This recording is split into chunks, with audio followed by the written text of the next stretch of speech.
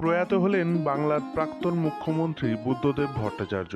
গতকাল বৃহস্পতিবার সকালে পাম এভিনিউয়ের বাড়িতে মারা যান তিনি। বয়স হয়েছিল ৮০ বছর। এক যুগেরও বেশি সময় আগে রাজনীতি থেকে অবসর নিয়েছিলেন রাজ্যের প্রাক্তন মুখ্যমন্ত্রী বুদ্ধদেব ভট্টাচার্য। দীর্ঘদিন ধরে অসুস্থ ছিলেন তিনি। কয়েক মাস আগেই মারাত্মক শারীরিক সমস্যায় ভুগছিলেন। শ্বাসকষ্টের সমস্যা বাড়াবাড়ি পর্যায়ে পৌঁছানোয় হাসপাতালে ভর্তি হতে হয়েছিল। এছাড়াও ছিল নানাবিধ বার্ধক্যজনিত সমস্যা।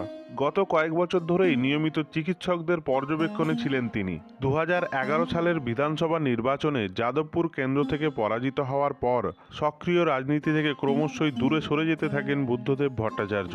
প্রাক্তন মুখ্যমন্ত্রী তথা সিপিআইএম নেতা শেষবার ব্রিগেডে গিয়েছিলেন ২০১৯ সালে। তবে তখনও তিনি বেশ অসুস্থ। নাকে লাগানো ছিল অক্সিজেনের নল। সভাকেন্দ্রের নিচে গাড়িতে মিনিট ১৫ বসে বাড়ি ফিরে গিয়েছিলেন তিনি। তারপর থেকে ওনার শরীর ক্রমশ খারাপ হতে থাকে। শ্বাসকষ্ট সহ একাধিক সমস্যা নিয়ে হাসপাতালমুখী হতে হয়েছে তাকে। গত বছর আগস্টেই ১২ দিন হাসপাতালে থাকার পর পাম এভিনিউয়ের বাড়িতে ফিরেছিলেন বুদ্ধদেব ভট্টাচার্য। আর এই বছরেই এলো দুঃসংবাদ, মারা গেলেন তিনি।